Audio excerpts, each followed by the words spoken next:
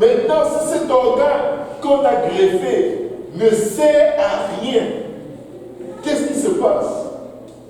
Pour la survie de la personne qui a reçu le greffage, on ouvre encore le corps et on retire cet organe et on le met à la poubelle. On ne le mettra plus jamais sur personne d'autre. Parce qu'il s'est avéré non fonctionnel, inutile. Alléluia. On va quelque part. Lorsque nous nous répandons, est-ce qu'il y a quelqu'un qui peut me dire le fruit de l'esprit? Mais le fruit de l'esprit est amour, joie, paix, patience, bonté, bienveillance, fidélité, douceur, maîtrise de soi. La loi n'est pas comme de telles choses. Écoutez bien. S'il y a quelque chose, s'il y a un aspect du fruit de l'esprit qui nous manque, on doit sérieusement y travailler. Parce que c'est ce que Dieu viendra te demander. Il ne viendra pas te demander à combien de personnes tu as prêché l'évangile. Alléluia. Il ne viendra pas te demander les prestations spirituelles que tu aurais soi-disant accomplies. Parce qu'en réalité, ce n'est pas toi qui les as accomplies. Ce n'est pas toi. Tu n'as été qu'un vase.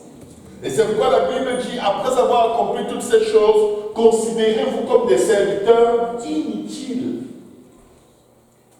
C'est-à-dire ne tirez aucune gloire de la manière dont Dieu vous utilise, de la manière dont Dieu agit dans vos vies. Ne tirez aucune gloire de la manière dont Dieu a fait des miracles pour vous. Il y a des gens qui n'écoutent personne parce que oh, Dieu a fait ceci pour moi. Et ils estiment que c'est parce que leur relation avec Dieu est tellement bonne que Dieu l'a fait. Donc ils s'approprient de leur miracle et de leur témoignage et tu ne peux plus rien leur dire. Ils n'écoutent pas. Quand tu les prêches la repentance, ils te disent, je ne sais pas ce que tu as fait pour moi. Et là tu insistes, ils sont offensés. Parce qu'ils sont dans une zone de confort où ils ont mis Dieu dans une boîte. Dieu, c'est mon témoignage. Point final. Tout ce qui ne fait pas partie de mon témoignage, je ne reçois pas. Parce que moi, j'ai ma relation personnelle avec Dieu. Tu n'as pas de relation personnelle avec Dieu. Dieu a une relation avec toi. Et il essaie de te conduire dans cette relation pour que tu sois capable de vivre pour lui. Parce que ce qui vient de nous, il y a rien d'autre. Ce n'est pas pour être négatif à notre sujet. Amen. Qu'est-ce que la Bible dit? La conversion, la Bible dit soyez transformés par le renouvellement de votre intelligence. Mais il s'adresse à qui? Aux chrétiens ou aux non-chrétiens? Il s'adresse aux chrétiens nés de nouveau, repentis, baptisés d'eau au nom de Jésus et remplis du Saint-Esprit. Mais tu peux être repenti. Et en passant, la repentance est temporaire. C'est-à-dire que tu es réellement repenti pendant un moment. Le reste du temps, tu es toi-même. Jusqu'à ce que tu fasses encore une gaffe. Être repenti, ce n'est pas être converti. Être repenti, c'est avoir eu la conviction que d'un acte ou d'une vie mauvaise que tu mènes, et tu es touché, tu es désolé dans ton cœur, tu t'engages à ne plus retourner là-bas. Mais est-ce que tu peux retourner? Oui. Oh oui, tu peux retourner en courant. Tu peux retourner en sachant que c'est le péché. Et c'est évident, c'est clair, je le fais quand même. Pourquoi? Parce que tu n'es pas converti. La conversion, c'est quand tu t'es repenti et que Dieu t'a aidé à changer ta façon de penser et de voir, de sorte qu'il devient inconcevable pour toi, même impossible ou sans aucune attirance pour toi de retourner dans la vie où tu étais. C'est ça la conversion. La conversion, ce n'est pas venir à l'église alors que tu ne venais pas avant. Alléluia. C'est un aspect, mais ce n'est pas ça. La conversion fait que tu portes un nouveau fruit. La repentance, c'est comme une branche qui est arrachée d'un arbre. Il y a une coupure entre l'arbre, entre toi qui est la branche, et l'arbre de la connaissance du bien et du mal. Et tu vas être greffé maintenant sur l'arbre de la vie éternelle qui est Christ. Et maintenant, quand tu es greffé sur Christ, tu portes le fruit de Christ. Maintenant, qu'est-ce que Christ dit? Si tu es greffé sur moi, tu ne portes pas mon fruit. Je te coupe, je te jette, je te sèche et on te jette au feu. C'est dans ma Bible. Et on va y arriver. Regardons ce que la parole de Dieu dit.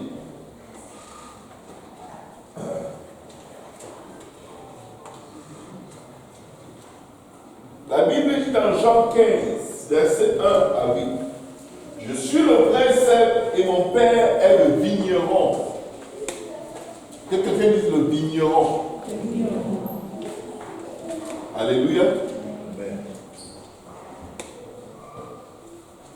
Tout sarment qui est en moi, écoutez bien, tout sarment qui est en moi, tu peux être en Christ et tu ne portes pas de fruits.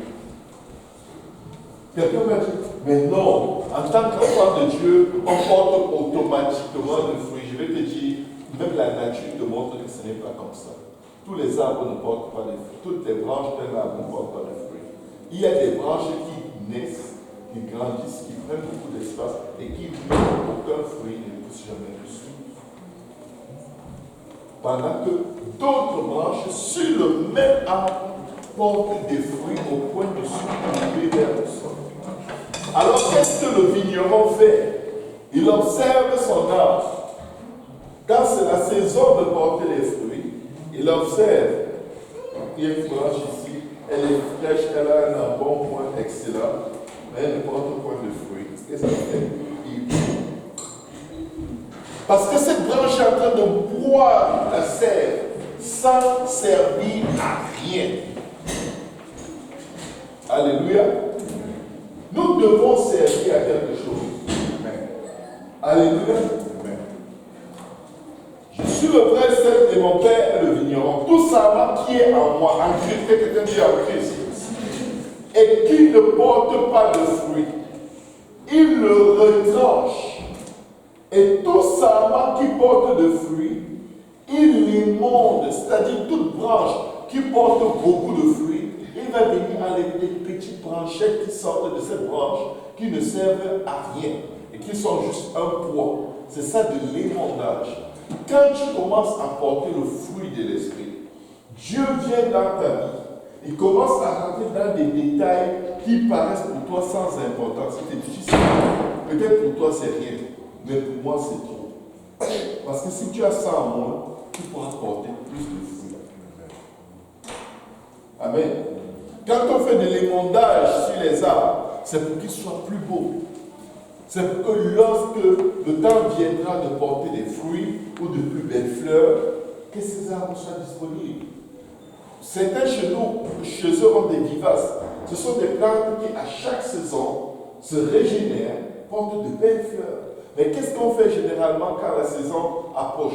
On vient, on enlève les feuilles de l'arrière-saison qui étaient mortes autour des vivaces.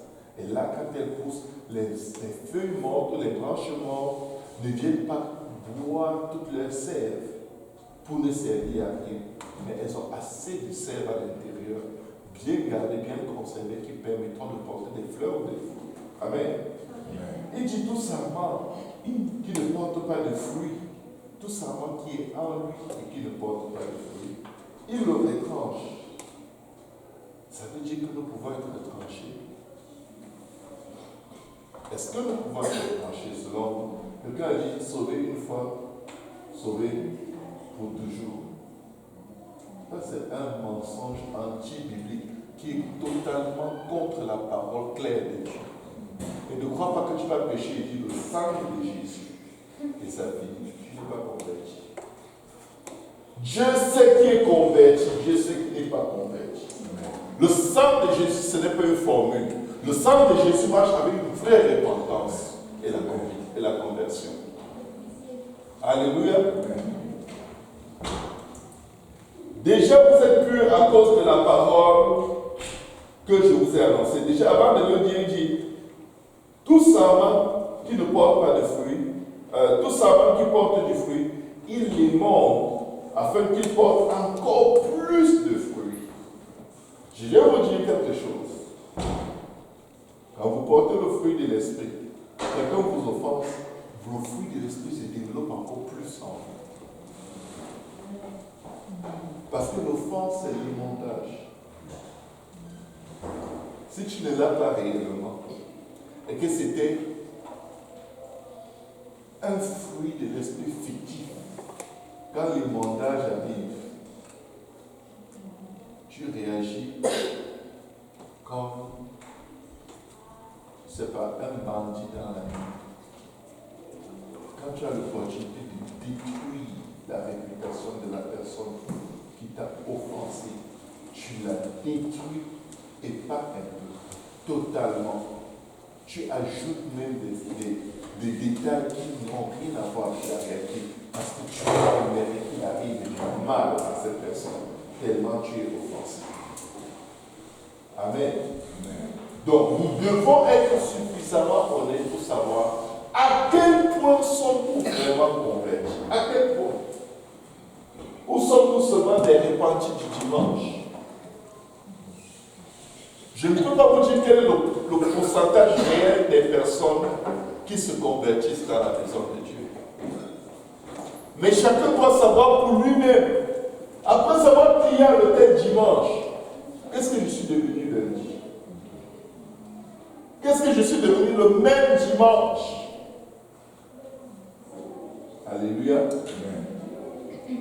Parce que si tu ne fais pas attention, en réalité, tu vas tellement retourner être juste la continuité de ce que tu étais avant le service. Qu'à un moment, tu vas devenir un style de vie spirituelle qui a tout à voir avec le monde, mais pas avec Dieu. Amen. Nous ne pouvons pas porter le fruit par nous-mêmes. Dis à ton voisin, tu ne peux pas y arriver tout seul. Le fruit n'est que le résultat d'une amitié, une intimité profonde avec ton Créateur. Il dit, si vous demeurez en moi, c'est-à-dire rester collé, attaché. Si on prend une branche qui a été émondée, coupée d'un autre arbre, et qui ne reste pas suffisamment serré, attaché au nouvel arbre auquel il est greffé, il ne peut pas porter le fruit. S'il est légèrement attaché, il peut survivre. Mais pour porter le fruit, il faut être solidement resserré. Peut-être que vous n'avez pas encore vu le processus de greffage des arbres. On prend une branche d'un oranger, on va le greffer sur un citronnier ou un manguier. Écoutez bien, ça c'est la réalité. Ça se fait pour créer des fruits exotiques. Et qu'est-ce qui se passe? Pour le greffer au manguier, on va couper une partie du manguier, de son écorce, généralement les parties les plus juteuses de l'arbre ou les parties qui ont le plus de sel. On colle la partie de la branche qui avait été enlevée de l'autre arbre, on les colle ensemble, on met une terre très fertile, comme pour faire une sorte de plâtre autour de la jonction, et on attache la branche sur l'arbre. Et croyez-moi ou pas, quand la bonne saison arrive, vous voyez une branche d'oranger porter des mangues. Ça se fait beaucoup en Afrique. Ça se fait beaucoup. Une branche d'oranger porte des mangues, oui. Vous savez ce qui se passe? C'est ça la repentance et c'est ça la conversion. La repentance, c'est être coupé du monde. Tu t'es détourné de tes mauvaises voies. Mais à moins que tu sois attaché à un nouvel arbre pour porter de nouveaux fruits, je te garantis, soit tu vas retourner dans ton vieil arbre, ou tu vas mourir entre les deux arbres. Si tu as choisi de vivre avec Dieu, sois réel. Sois à fond. Ne vis pas juste pour ne pas aller en enfer, tu vas y aller. Toi-même, tu vas porter tes pieds. Parce qu'à un moment, le Seigneur sait comment te coincer pour te pousser à faire un choix. Il va permettre que les ennemis viennent défier ta position. Que l'ennemi vienne défier ce sur quoi tu te tiens. Il va permettre. Oh, je n'aime pas la fornication, mais si le gars promet qu'il va m'épouser et qu'il est sérieux, on peut quand même commencer avant le mariage. Il n'est pas sérieux s'il veut commencer avant le mariage. C'est quoi ton sérieux? Il va promettre qu'il va m'épouser, quoi, il a déjà vu tout. On se bat pour épouser ce qu'on n'a pas, ce à quoi on n'a pas accès. S'il a accès à tout, après, oh, il n'était pas sérieux. Tout ce que vous faisiez n'était pas sérieux. Mais tu t'es voilé les yeux. Parce que tu dis, il a dit que Dieu a dit. Qu'est-ce que Dieu a dit? Alléluia. Que nos corps sont le temple du Saint-Esprit. Nous n'utiliserons pas nos corps pour faire de nos corps les membres d'une prostituée. C'est-à-dire qu'elle couche avec tout ce qui bouge. Même ce qui ne bouge pas, elle se couche avec. Alléluia. Il faut chercher plus. Il faut chercher à être vraiment réel. Et il faut être capable de dire, j'ai un péché qui domine sur moi. Et je veux m'en sortir, Seigneur. Jésus, fils de David, aie pitié de moi. Ne dis pas j'ai une faiblesse. Tout le monde va prendre le verset. La chair est faible, l'esprit est bien disposé. Donc j'ai une faiblesse. Tu as un péché. Tu as un péché. Et si tu ne l'appelles pas péché, tu l'appelles faiblesse. Ça va devenir un péché mignon. Ce n'est rien de grave, pasteur. Mais je voulais juste t'en parler, juste pour que tu saches que tu pries pour moi. Tu as dit que ce n'est rien de grave, je prie pour toi.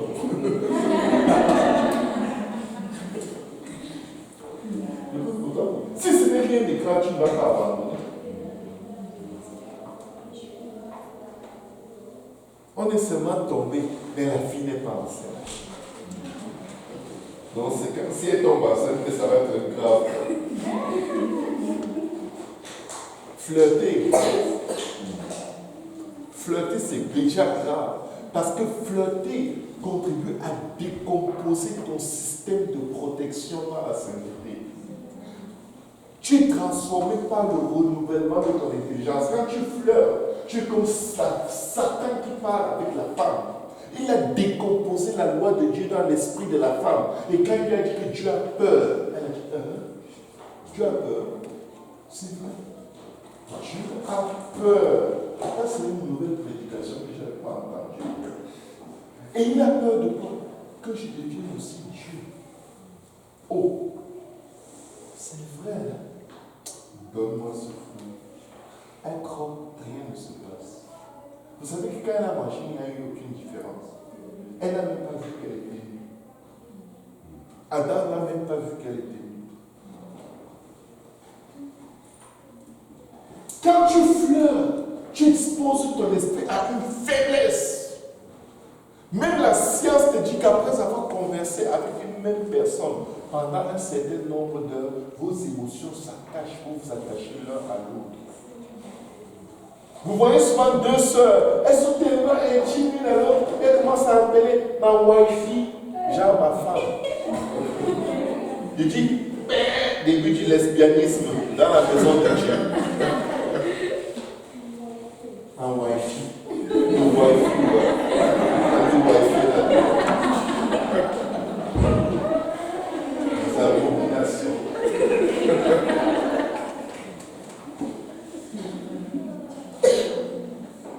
Des compliments pervers. Et on dit, on rigole. C'est mauvais. Alléluia. Nous devons être attachés. Sinon, nous n'allons jamais changer.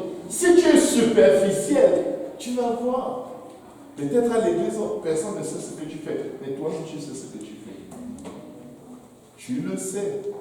Le pasteur n'est pas là, le pasteur ne le saura jamais. Mais l'éternité nous dira. Et avant même l'éternité, Dieu va s'assurer que chacun de nous soit exposé. Je vous le dis, c'est un soin de la part de ton Père qui est dans les cieux, de tout faire pour qu'à un moment, tout ce que tu es dans le secret paraisse. Et que quelqu'un par pitié de toi, prie pour toi. Et que Dieu te restaure. Parce que Dieu cherche un intercesseur. Et plus tu te caches, plus il prépare le scandale. Quel est celui qui a écrit les péchés de David dans la Bible? Vous croyez que c'est le diable? Qui a écrit dans la Bible que David a couché avec Bathsheba? C'est les ennemis de David. C'est Satan. C'est Dieu. Il a écrit pour que nous on sache. Et tu as un Bathsheba ou une Bathsheba qui t'attend quelque part. Essaye d'être dans une zone de confort où tu as le temps pour pécher, tu as le zèle pour pécher, et tu as les yeux pour pécher. Ça va t'envelopper.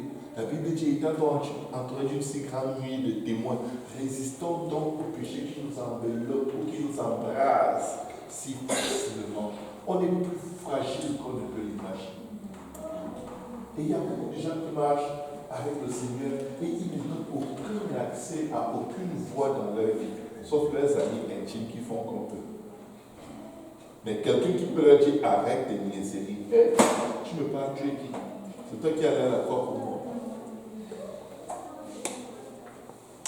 Plus tu te fermes, plus tu es une bombe atomique.